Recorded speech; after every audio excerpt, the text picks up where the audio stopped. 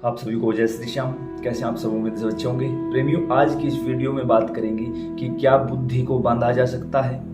दूसरी बात, बुद्धि बंधन कैसे होता है, उसके लक्षण क्या हैं। तीसरी बात कि बुद्धि बंधन कैसे खोला जाता है। इन्हीं टॉपिक पर कम से कम समय में ज्यादा चर्चा करने की कोशिश करेंगे, तो कोई भी प्रेमी वीडियो छोड़कर नहीं जाएगा।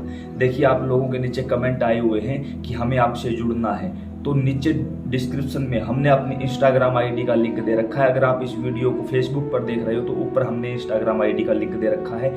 आप हमारे साथ इंस्टाग्राम पर कनेक्ट होइए, वहां जुड़िए और वहां मैसेज करिए। जैसा भी संभव हो सकेगा आपके सवालों का जवाब देने की भरपूर कोशिश की जाएगी। तो अब बात करते हैं बुद्धि बंधन के ऊपर। देखिए, इस समय हजारों लोग आपके आसपास ऐसे हैं। अगर आप विद्यार्थी हैं तो वो नहीं चाहेंगे कि किसी भी प्रकार से आप उनसे आगे निकल जाओ, तो कैसे ना कैसे करके वो आपका बुद्धि बंधन करवाएंगे।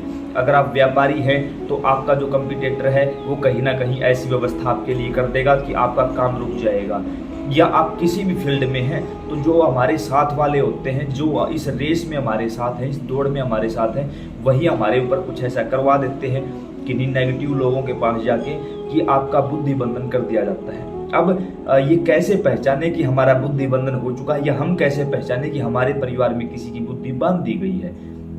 सिंपल तरीके से बात करूं तो आप अपने आसपास, अपने परिवार में, अपनी रिश्तेदारी में देखिए कि ऐसा व्यक्ति आपको दिखाई देता है या नहीं। कैसा व्यक्ति? सबसे पहले तो जो व्यक्ति बहुत ज्यादा काम करता था या बहुत ज्यादा पढ़ता था, लेकिन अब उसका पढ़ाई में बिल्कुल भी मन नहीं है। अचानक, ये नहीं कि कोई मेरे जैसा फेल स्टूडेंट था, कभी किताब उठाई ही नहीं, और आप ये मान लो कि बुद्धि नहीं। ये देखो, मानो तो मैं गंगा माँ हूं, ना मानो तो बहता पानी। इसके साथ ये भी चीज है कि हमें अंधविश्वास नहीं फैलाना है किसी भी तरीके से। तो इस चीज को ये मत लेके चलना कि आपका बच्चा पढ़ता तो फोन के कारण नहीं है और आप बोल दोगे इसकी बुद्धि बंधी हुई है। ऐसा बिल्कुल भी नहीं है। आपका बच्चा पहले से ही शरारती है और अब आप सोच रहे हो कि बुद्धि बंधी, ऐसा बिल्कुल भी नहीं है।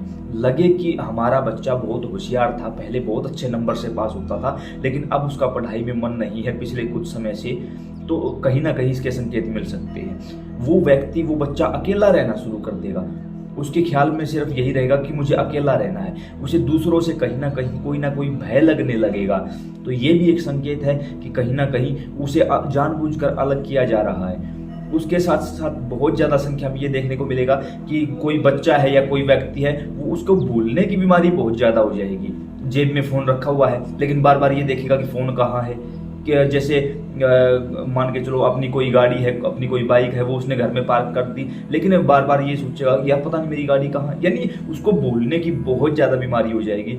लेकिन आपको लगेगा यार अभी इसकी उम्र ही क्या है, अभी तो या तो अगर कोई बच्चा है तो ये तो स्टूडेंट है, और अगर कोई वैसे भी व्यक्ति है तो लगेगा यार इसकी उम्र क्या है भूलने की। अगर अभी इसके साथ ये हाल है तो आगे बुढ़ापे में इसके साथ क्या होगा भाई।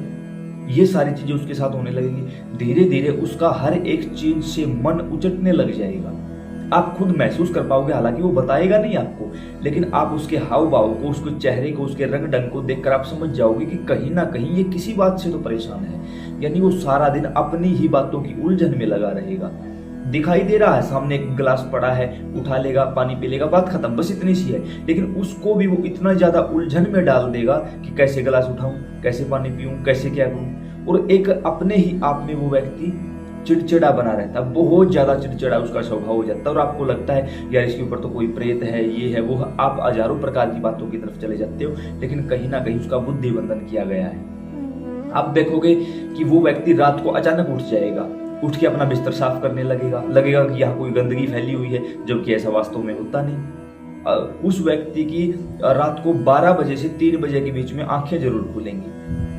आंखें खुलते ही कुछ ना कुछ बड़बड़ाने लगेगा, बैठा रहेगा, घंटों घंटों एक जगह बैठकर बिता देगा।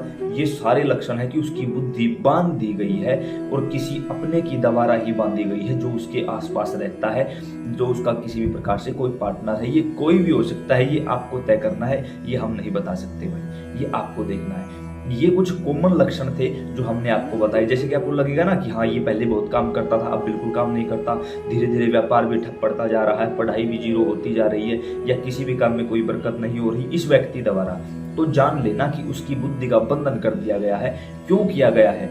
उसी का कोई कंपटीटर मिलेगा ताकि ये हमसे आगे ना निकल जाए, हम कहीं ना कहीं इसको यही रोक दें। और ये सारी चीजें वास्तव में होती हैं। अगर आपको लगता है दकियानुसी बातें हैं तो आप यहाँ से वीडियो छोड़कर जा सकते हो, लेकिन लगता है आपके साथ ये सब कुछ हो रहा है तो यहाँ से आगे आपके लिए वीडियो बहुत ज्यादा जरूरी होने वाली है, क्योंकि अब हम बताएंगे कि इस बुद्धि बंधन को तोड़ा कैसे जाए, भेदा कैसे जाए। सबसे पहले आप स्त्री हो, पुरुष हो, बच्चे हो, कोई भी हो, कोई दिक्कत नहीं, आपको बाबा हनुमान की शरण में जाना होगा। आपको लगातार 21 दिनों तक हनुमान चालीसा पढ़नी होगी। अब आप ये भी कहोगे कि हम तो हनुमान चालीसा रोज पढ़ते हैं, ऐसे नहीं, एक तरीके से पढ़नी पड़ेगी। सिर्फ एक ही बार पढ़नी है, एक दिन में एक ही बार पढ़नी है। सबसे पहले तो नियम लीजिए, आप सुबह पढ़ोगे, शाम पढ़ोगे। जिस समय बैठना है ना, सुबह 6 बजे बैठे तो 6 बजे ही हर रोज करनी है, शाम को 6 बजे तो शाम को ही कर। एक एग्जाम्पल दिया है 6 बजे का, जब भी आपको समय मिले, सुबह या शाम, दोनों समय कर सको तो इससे अच्छी तो बात हो ही नहीं सकती। 21 दिनों तक लगातार, आप महिला हो, पुरुष हो, कोई भी हो, ये काम करना पड़ेगा। लेकिन कई बार क्या परेशानी आ जाती है कि जो महिलाएं हैं, मासिक धर्म की जो सिचुएशन पैदा हो जाती है, तो आपको कोशिश करिए कि ज्यादा नहीं तो कम से कम 7 दिन या 9 दिन तो आप पाठ कर सकें। लेकिन उस दौरान आपको हर रोज कम से कम 3 या 7 पाठ करने होंगे हनुमान चालीसा के। कैसे करना होगा, अब इस चीज की तरफ थोड़ा सा ध्यान दे लेते हैं। कोशिश करिए आपके आसपास कोई भी हनुमान मंदिर हो, आप वहां जाएं, क्योंकि वहां पॉजिटिव एनर्जी बहुत ज्यादा होती है। और इसके साथ कोशिश करिए जो मूर्ति है बाबा हनुमान की वो सिंदूरी रंग की हो। अब अगर कहीं मंदिर नहीं मिलता तो आप घर पर ही बाबा हनुमान की पूजा कर सकते हो, कोई दिक्कत नहीं। घर पर करोगे तो आपको क्या करना होगा, सिंदूर अलग से रखना होगा। और अगर किसी मंदिर में सिंदूरी मूर्ति है तो आप वहां चले जाइए, और वहां जाने के बाद आपको एक घी का या फिर चमेली के तेल का दीपक जलाना होगा, जो भी आपसे अवेलेबल हो सके। दीपक जलाइए, दीपक को सामने रखिए, अब हाथ में जल डालिए और संकल्प करिए, मेरा नाम ये है, पिता का या पति का नाम ये है, इस जगह का स्थायी निवासी हूँ, मेरा गोत्र ये है, और इस समय मेरा बुद्धि बंधन कर दिया गया है, मेरा किसी काम में मन नहीं है।